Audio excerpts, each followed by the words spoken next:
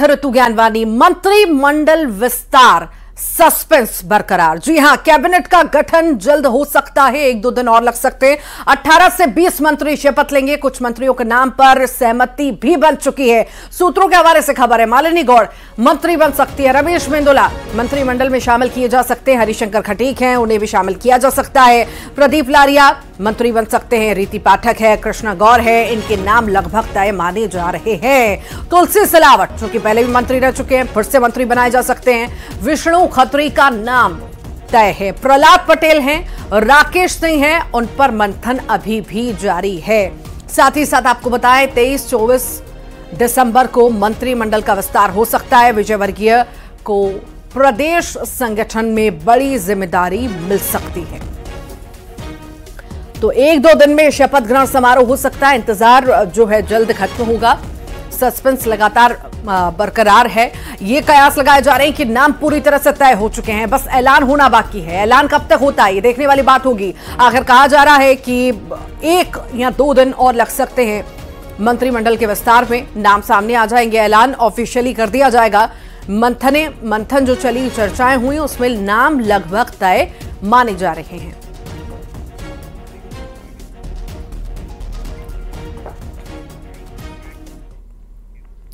मंत्रिमंडल पर दिल्ली में हुए मंथन के बाद माना जा रहा है कि कैबिनेट में शामिल होने वाले नामों पर मुहर लग सकती है। सूत्रों की माने तो इस बार कैबिनेट में आधी आबादी का खासा दबदबा दिखाई देगा। मिशन 2024 को लेकर बीजेपी का फोकस भी महिला वोटर पर भी है, जिन्हें अपने साथ बनाए रखने के लिए मंत्रिमंडल में महिला मंत्रियों की संख्या ज्यादा रखी जा सकती है। रिपोर्ट देखिए।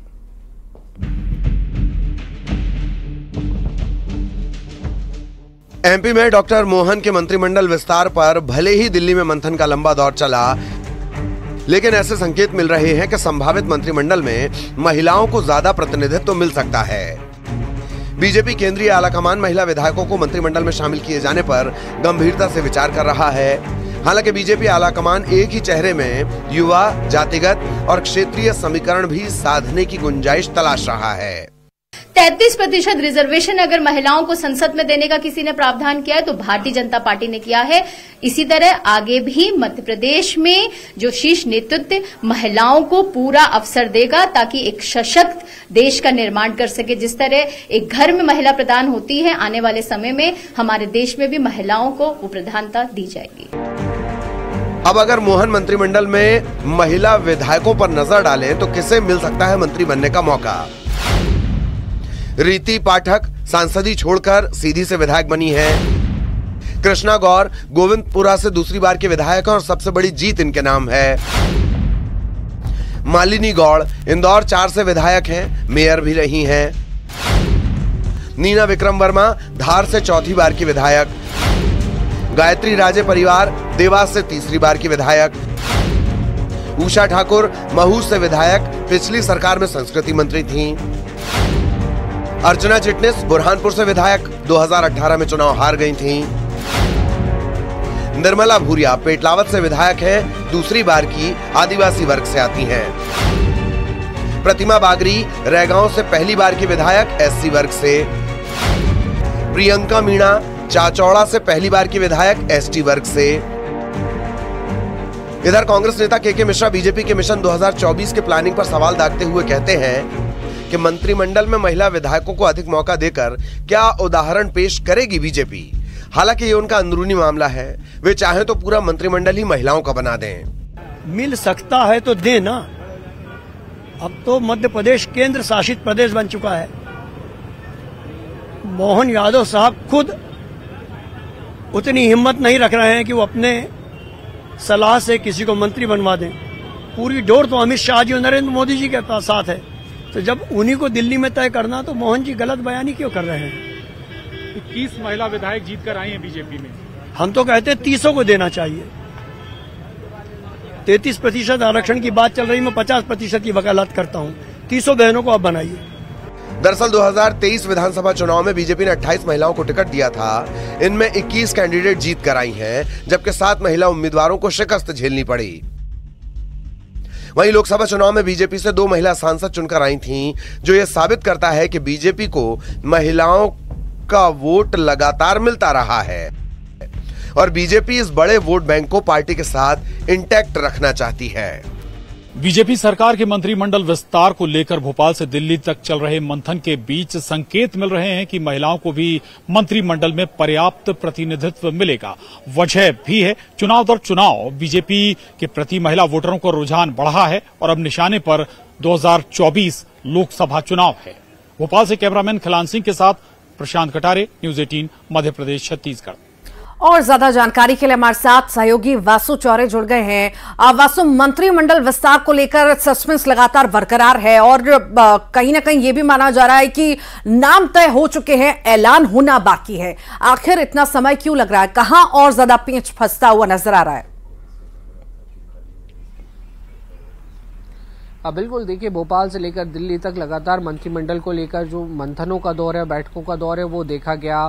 3 दिसंबर को नतीजे आ चुके हैं, सीएम और डिप्टी सीएम तय हो गए हैं, लेकिन मंत्रिमंडल के नामों पर अब तक जो सस्पेंस है वो बना हुआ है। हालांकि देखिए, मोहन यादव कल ही दिल्ली से वापस लौटे हैं और ये जो उनका दिल्ली दौरा रहा वो कई मायनों में बेहद खास रहा, क्योंकि पीएम मोदी, केंद्रीय गृह मंत्री अमित शाह समेत तमाम बड़े नेताओं से उनकी मुलाकात हुई है और निश्चित तौर पर मध्य प्रदेश में मंत्रिमंडल को लेकर उनकी वहां पर चर्चा हुई होगी। सूत्रों की माने तो ये बताया जा रहा है कि मंत्रिमंडल के जो नाम है, जो लिस्ट है, जो सूची है, वो लगभग फाइनल हो चुकी है, तय हो चुकी है और इस सूची में अनुभवी नेताओं के साथ नए चेहरों को, जिन्हें अब तक मंत्रिमंडल में जगह नहीं मिली है, उनको भी शामिल किया जाएगा। जातीय सियासी समीकरणों को बीजेपी ने साधने की कोशिश की है, क्षेत्रीय समीकरणों का ध्यान रखा गया है। कई जो अलग अलग तरीके के फॉर्मूला निकाल के आ रहे थे, चाहे हर लोकसभा से एक मंत्री देने की बात हो या फिर तमाम जातीय और क्षेत्रीय समीकरणों का ध्यान रखने की बात हो, अनुभवी और नए चेहरों के बीच तालमेल बिठाने की बात हो, ये सारी चीजों का बीजेपी ने ध्यान रखा है और इसलिए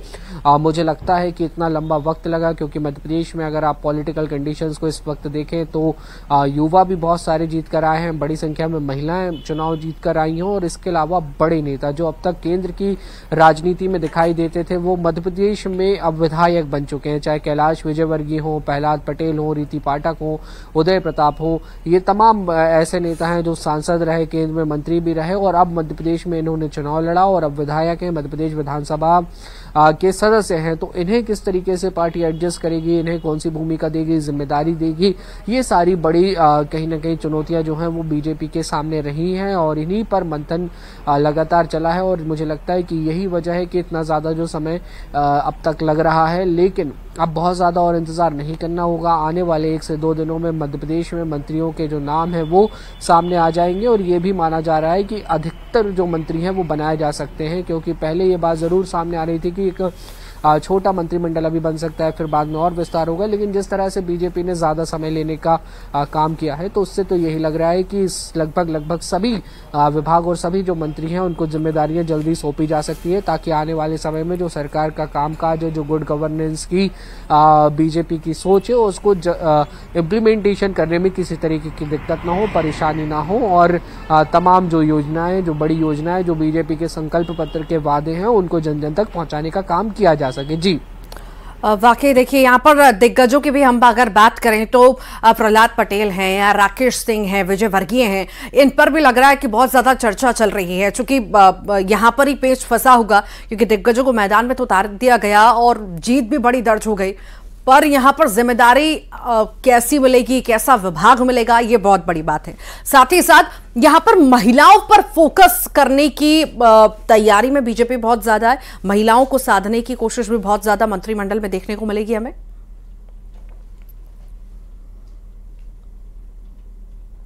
आबादी का साथ मिला है इस चुनाव में, जब भी बीजेपी को इतनी प्रचंड जीत मिली है, लाडली बहना योजना, लाडली लक्ष्मी योजना, इन सब का इम्पैक्ट जो है वो देखने को मिला है और अब स्वाभाविक सी बात है कि बीजेपी को मंत्रिमंडल में भी महिलाओं को जगह देनी होगी और अच्छी खासी संख्या में जगह देनी होगी, क्योंकि महिलाओं के पार्टिसिपेशन की बात लगातार न सिर्फ मध्य प्रदेश में बल्कि देश भर में होती हुई आई है।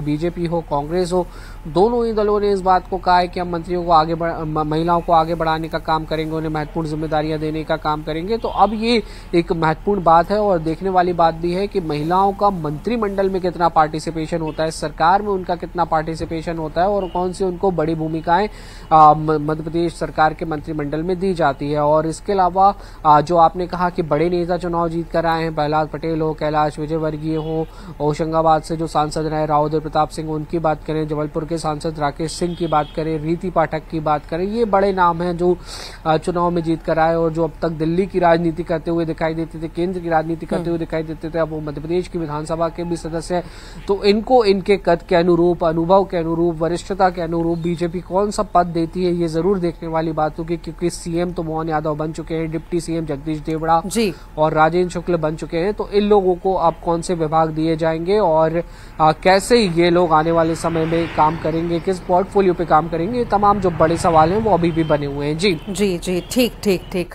वासु, फिलहाल के लिए बहुत शुक्रिया जानकारी को साझा करने के लिए। विधानसभा चुनाव में ग्वालियर चंबल अंचल के हारने वाले बीजेपी और कांग्रेस के 1 दर्जन से ज्यादा नेताओं की नजर अब